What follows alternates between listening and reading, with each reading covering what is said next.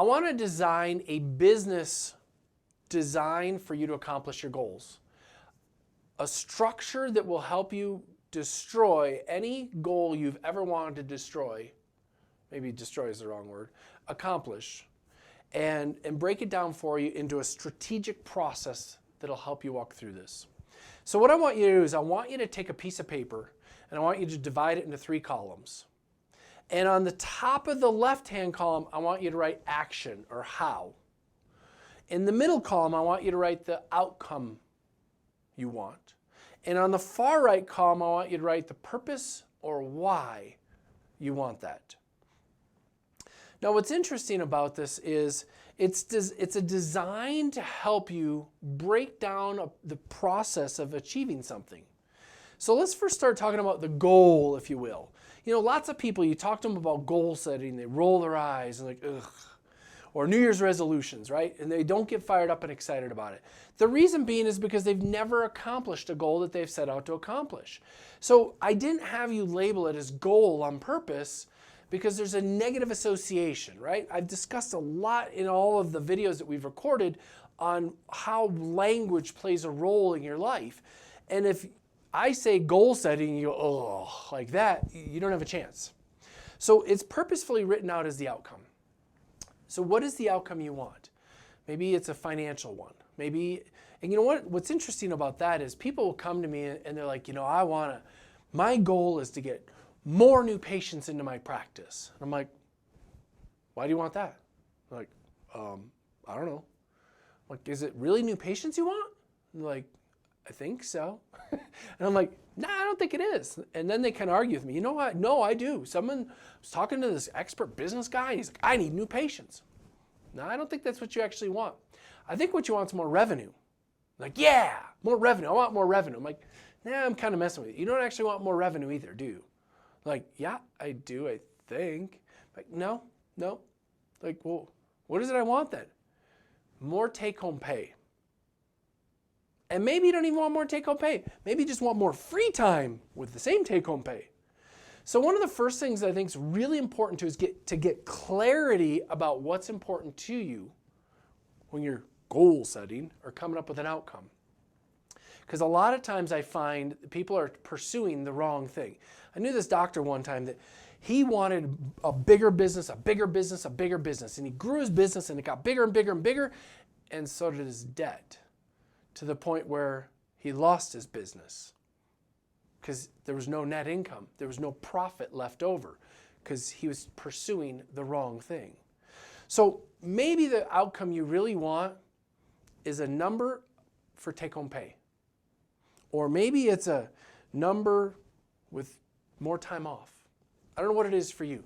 But I would get abundantly clear about what it is you want, because otherwise you might end up in the wrong place. So figure out what that is. Write that down. I want the outcome of X amount of take-home pay. Now, once you have that, we can do the math backwards to figure out how much you need to produce or collect in order to accomplish the take-home pay. Right? We know what your overhead structure is, or you know what your overhead structure is, to where you can calculate if, for me to hit this number, maybe $300,000 of take-home pay, maybe $1 million of take-home pay, I need to produce this amount. Now, what's interesting about this math, and I don't want to go down this rabbit hole too far, but I want to at least tease it a little bit. You have to know how your overhead structure varies based on your revenue numbers. And what I mean by that is when you look at incremental revenue, the profit margin is way higher on it. You might be looking at me going, no, man, my overhead's 70%. Well, your overhead's 70% when you have a certain expenses and a certain revenue. But as your revenue exceeds your expenses, because most of your expenses are fixed, think about that, right? Your rent, your salaries are roughly fixed. The only truly variable expenses you have are your supply bill and your lab bill and your merchant fees, the cost to swipe a credit card. Everything else is relatively fixed. So as you produce more, your profit margin gets better and better and better. So you need to understand that and factor that into this math, because otherwise you're sitting here thinking, Darren, there's no way I could have $1 million of take-home pay. Are you crazy? No, I'm not. I know people that do that. I know people that do that all the time, and they don't work like 80 million hours. They work 4 days a week, and have $1 million in take-home pay. So have clarity around that outcome you want. Now what you got to do is go over to the purpose side, the why. And you got to come up with a juicy list of reasons. I mean, there should be 5, 10, 15 reasons why you want to accomplish whatever this outcome was you just wrote down. And if they aren't big enough reasons to really get you emotional, like almost bring you to tears or maybe even bring you to tears, it won't happen. You won't have enough leverage upon yourself. So maybe it's I want to take my spouse on vacation. Maybe it's I want to pay off my debt. Maybe it's I finally want to get a new car. I'm driving an old beat up Toyota and I want something nicer. I don't need a Bentley. I just want something nicer. Maybe it's I want to be able to ensure that my kids can go to good schools. Maybe it's the fact I want to have a retirement. Can't tell you how many doctors I meet at 60 who have virtually no retirement. They're expecting to sell their practice for $10 million so they can retire. And it's not worth $10 million.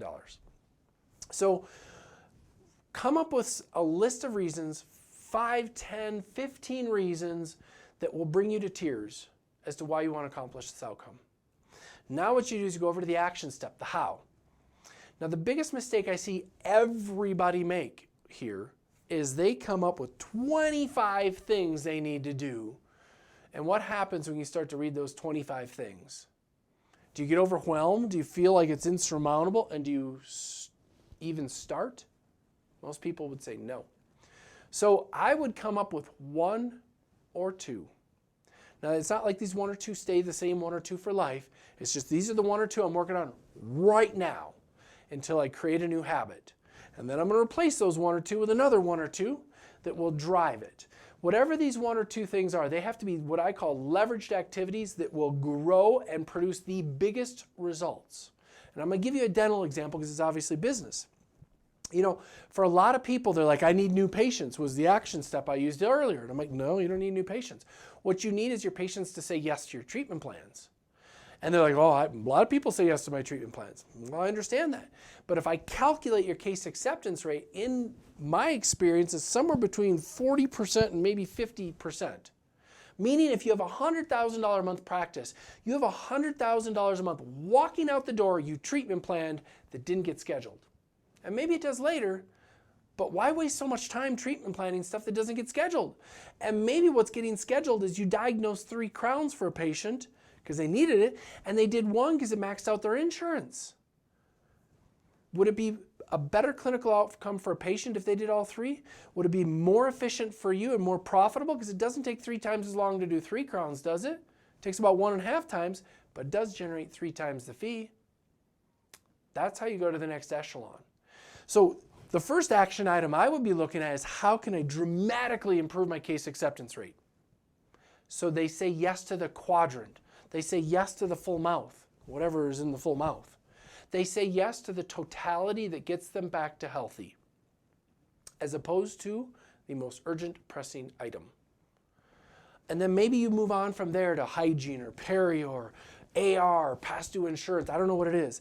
But the first one I would be writing down, case presentation and improving my case acceptance rate. Now what's interesting is if you were to put down 25 things, right? If you just have some person come in and here's 25 things you need to do, and you start with that left column, you're probably wondering why I had them written this way, and you read 25 action items, you're going to be like, oh, it's overwhelming. I need to take the kids to soccer tonight. I don't have time for this. And it won't happen. So the design and the layout of this is such that you first read the action item, which should be 1 or 2 things, and if you do feel overwhelmed, then you read the outcome. Oh man, I want that $1 million of take-home pay or $500,000 of take-home pay, whatever it is. Whew, man, that'd be amazing. And then you read the why on the far right. And all of a sudden you're like, oh man, I want to do this so I can get my wife this, and I can do this, and my kids, and my this and that. And all of a sudden it gets you fired up and excited. You're like, okay, I can do this. Because you need that sort of leverage to do the hard stuff. Sometimes these things are hard. It's hard to take the risk to talk to a patient about something bigger than you ever would have before. You need that leverage to have the emotional courage to then have that conversation. I think if you read it through that way and you have 1 or 2 things in that action thing, you have a better luck of success. Now, the last thing I want to say relative to this is, lots of people have read their New Year's resolution and then they don't read it again until next year. What if you were to read this list and this thing, and specifically the why column every month? How much better do your odds get? Because my math says they just got 12 times better. What if you were to read this list in that why column every week?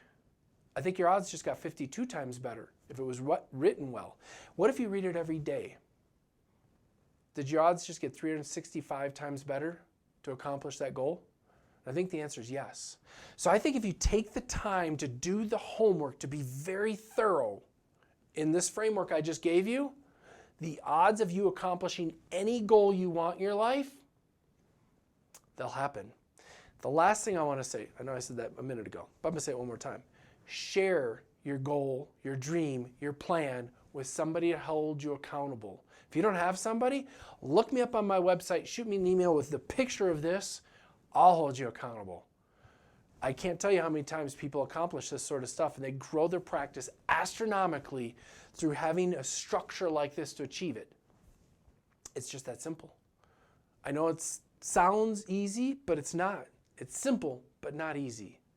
Write it down, plan it out, share it with somebody, and execute, and watch your dreams come true in the next year.